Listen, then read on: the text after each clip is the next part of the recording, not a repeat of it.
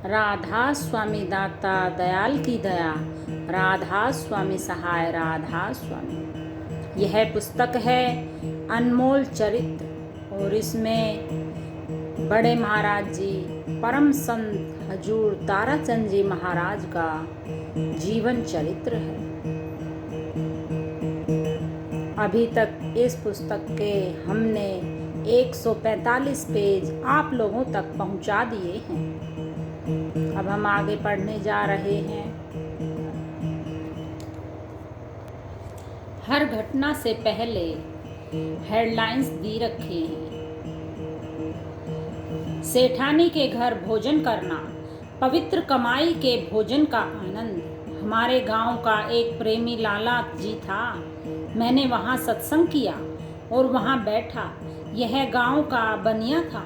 मैं गांव में सबको नाता रखकर ही बोलता हूँ। 2 दिन सत्संग करते करते बीत गए थे। मैं वहाँ गया। वे बड़े गरीब लोग थे। उसकी धर्मपत्नी सत्संगिनी थी। उसने कहा, कल तो एक दया कर दो कि हमारे घर पर आपने खाना खाना है। मैंने कहा, जरूर ही खाऊंगा, बताओ किस वक्त पर आऊं? उसने कहा, शाम को आ जाना। मैंने कहा, ठीक है। दिन का सत्संग था। मैं शाम को उनके घर पर गया। सच मानना, मुझे 2 ही जगह भोजन में आनंद आया है और तीसरा बताऊंगा तो आप रो पड़ोगे।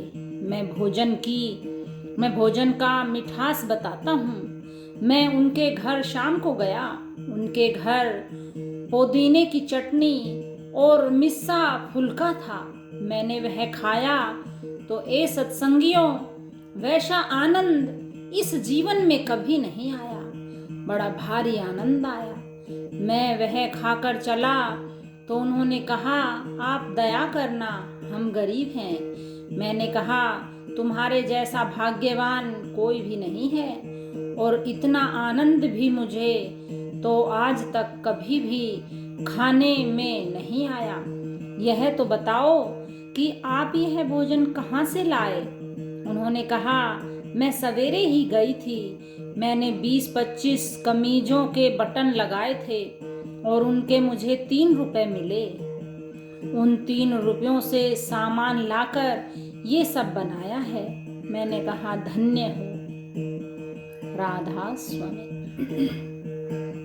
एक फुल्का भीलनी का भी जीम लो। यहाँ भिवानी स्टेशन पर एक माता जी हैं, सबको पता है, वे सत्संगिनी हैं। एक बार मैं भी यहाँ आया था और भाई रतिराम भी साथ में था। वह माता जी बोली, आज एक फुल्का भीलनी का भी जीम लो, वह अब भी जिंदा है। मैंने कहा, जरूर जीमूंगा माता जी।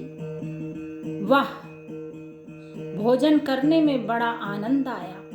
उसने सूखी रोटी दी थी। उसे खाकर दूसरी बार ऐसी तृप्ति हुई जिसका वर्णन नहीं हो सकता है।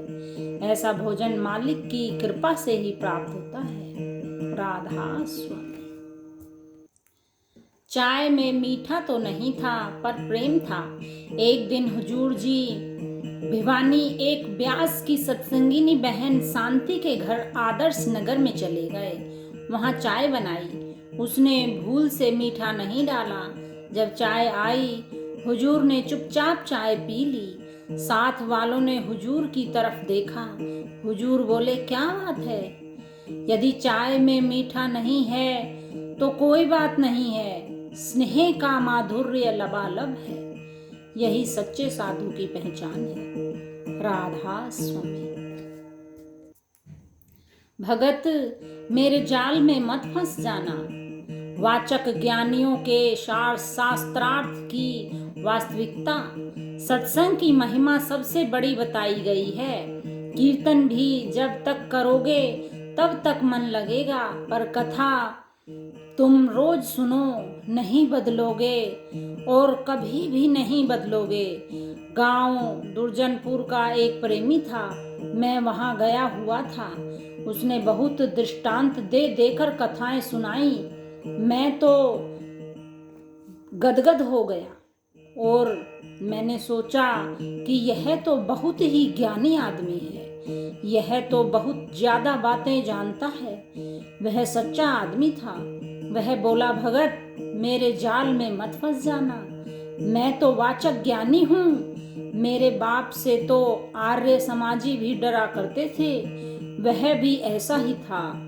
उसने कहा, मैं तो बाड़ी में से निकला हूँ, बाड़ी के खेत के बीच में से मात्र गुजरा हूँ, पर तुम तो खेत को चुगकर कपड़े बनाकर पहनने वाले हो। उसने कहा, केवल बात ही बातों में मैंने तो अपना जीवन व्यर्थ ही खो दिया है।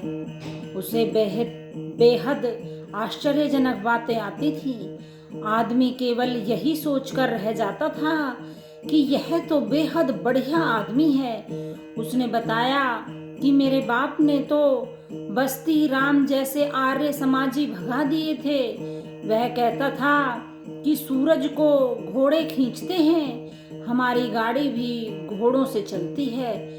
बस्ती राम आर्य ने कहा, हमें घोड़े दिखाई नहीं देते हैं। सभी वही कहने लग गए, हाँ जी, घोड़े दिखाई तो देने चाहिए। बस्तीराम ने कहा, ऐसे पागल लोगों के बहकावे में मत आया करो। उसका बाप वहीं था। खड़ा होकर उसने कहा, महाशय जी, क्या आपको दुर्जनपुरा गांव दिखाई देता है? बस्तीराम का जलसा बड़सी में हो रहा था। बस्तीराम ने कहा, दिखता है। वह फिर बोला, तुझे तो पता नहीं है, तू यह बात अपने साथियों से पूछ। उसके साथियों ने भी कह दिया, हाँ, यहाँ से दुर्जनपुरा दिखाई देता है। उसने फिर पूछा, क्या तुम्हें ये लालटेन जलती हुई दिखाई देती है? बस्तीराम के साथियों ने कहा, हाँ, दिखती है। उसने फिर पूछा, क्या कोई घर भी दिखाई देता है? उन्होंने कहा, नहीं, घर नहीं दिखता है।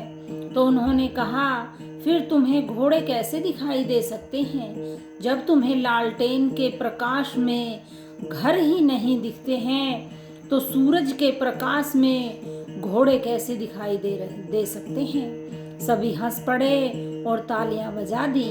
हंसने के बाद तो लोग हारा ही समझते हैं। राधा स्वामी।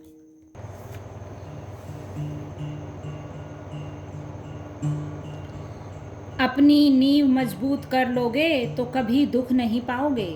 मैं तो सबसे पहले नींव को मजबूत करना ही बताया करता हूँ। अपनी नींव को मजबूत करो।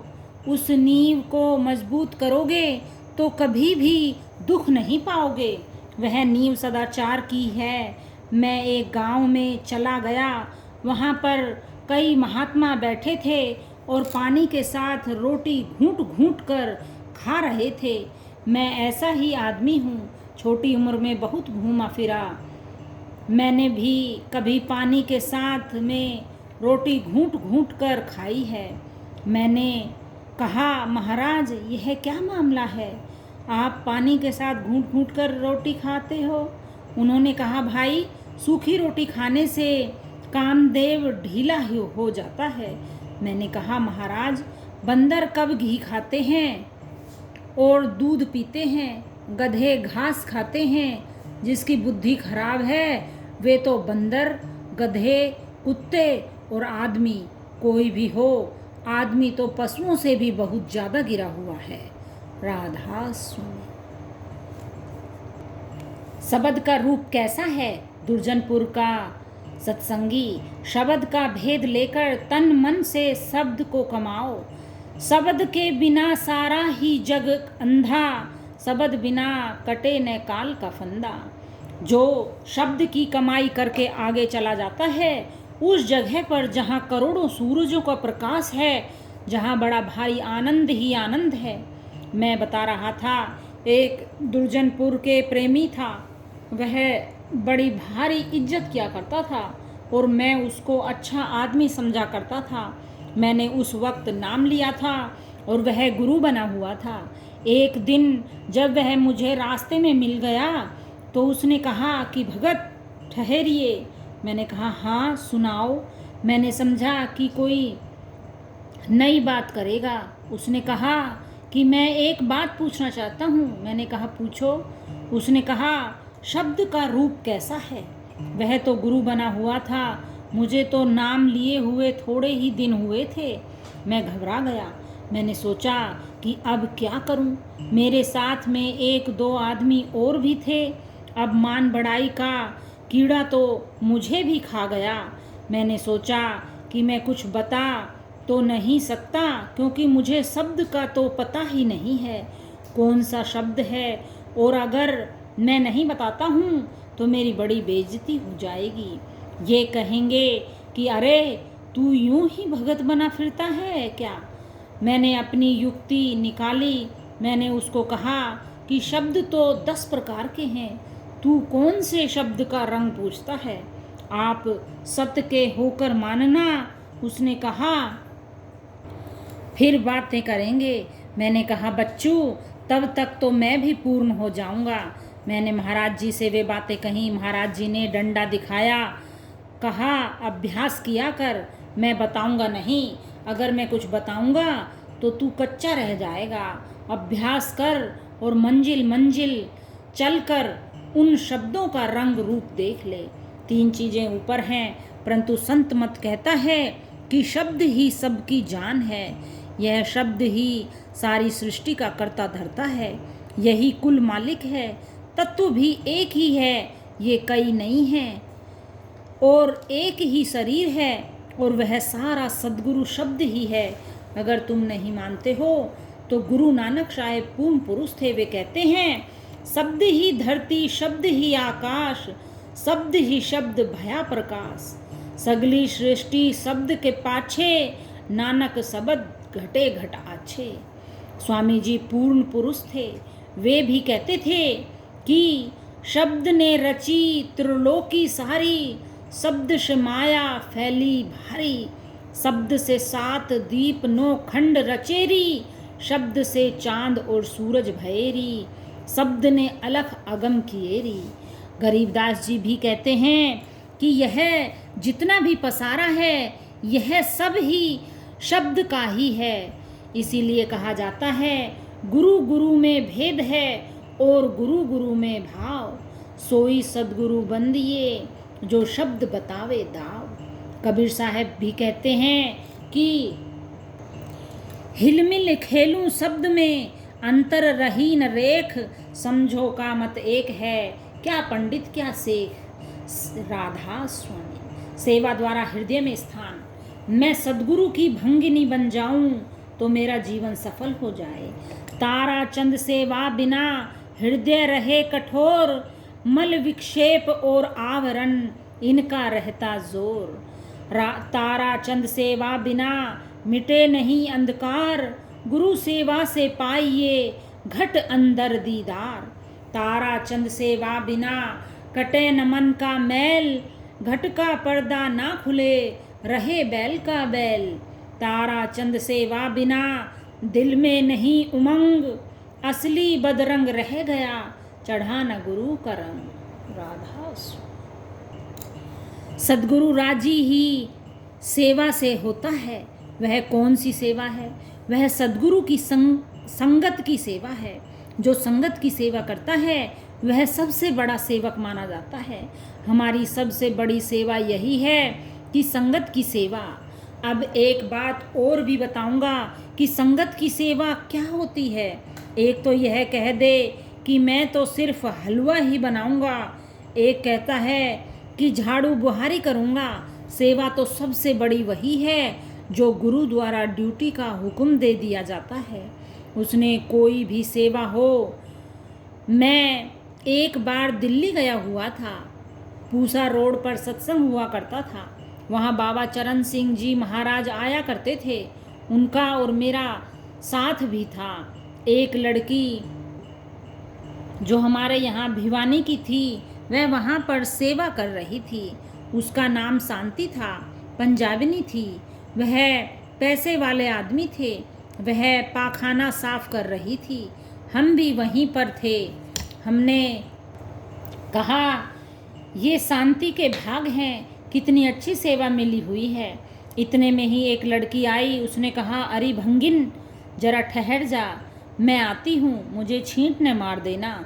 मैंने कहा, शांति, यह क्या कहती है? शांति ने कहा, बहन जी, मालिक आपका वचन पूरा कर दे तो अच्छा है। मैं अगर उस सद्गुरु की भंगिन बन जाऊं तो मेरा जीवन सफल हो जाएगा। समझते हो, वह यही कहती थी कि सद्गुरु की भंगिन बनना ही मेरे बड़े भाग्य की बात है। सेवा करना तो बड़े भाग्य की बात ही है होती है।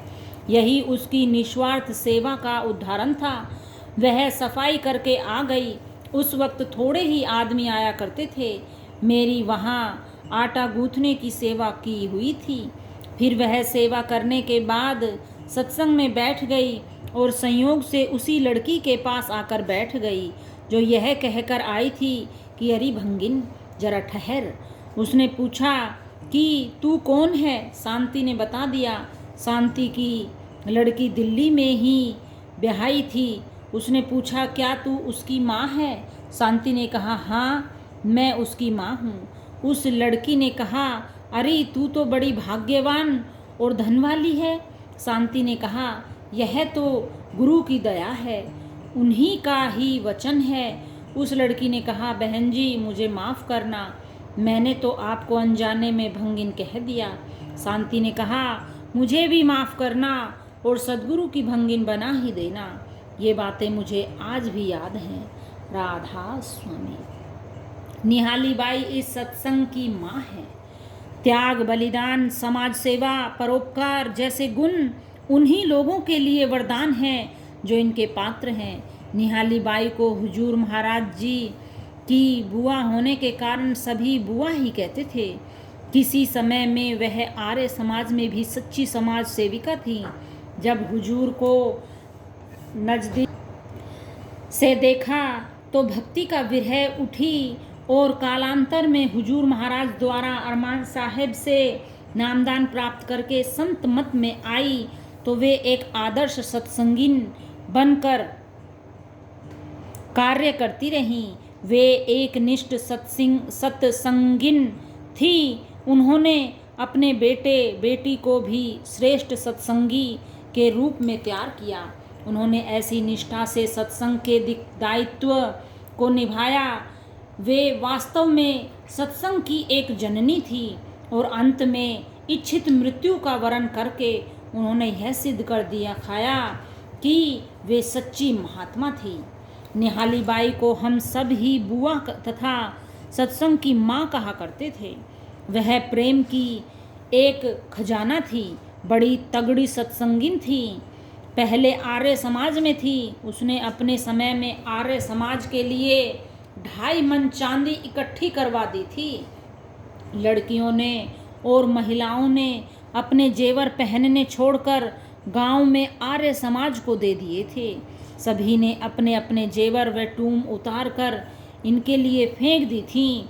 उन्होंने कहा, जब बुआ ने ही जेवर उतार दिए तो हम भी उतारते हैं। मैंने तो वह चांदी देखी नहीं।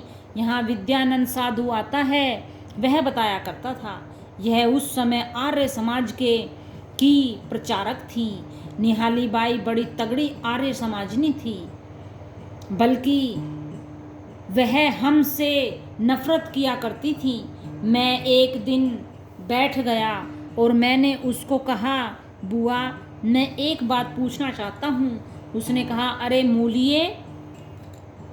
मूलिये वाला, क्या पूछता है? मैंने पूछा, आपको आर्य समाज में शामिल हुए कितने दिन हो गए हैं? उसने कहा, बहुत दिन हो चुके हैं। मैंने कहा, मैं भी यहाँ रहा हूँ, मैं पहले यहाँ पशु चराया करता था। बुआ, तुम्हारी बकरी भी चराता था। भगवान देव आचार्य गुरुकुल झज्जर से मैंने गायत्री सीखी थी और प्राणायाम सीखा था। तूने तो इतनी मेहनत नहीं की है। उसने कहा, ठीक बात है। मैंने कहा, मैं भगवान देव आचार्य को बहुत बड़ा महात्मा मानता था हूँ। संत गति तो कुछ और ही होती है। वह सच्चा आदमी और अच्छा महात्मा है। मैंने तो बहुत काम देखा और किया है, तूने तो यह काम नहीं किया है।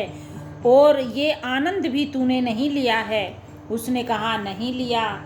मैंने कहा, बस तू तो इतना ही कहती है कि मैं आर्य समाजिन हूँ, तू तो केवल जत्थे की मालिक बनी हुई है। उसने कहा, हाँ। मैंने पूछा, क्या तू ओम का जाप करती है और क्या तूने ओम की ध्वनि को सुना है?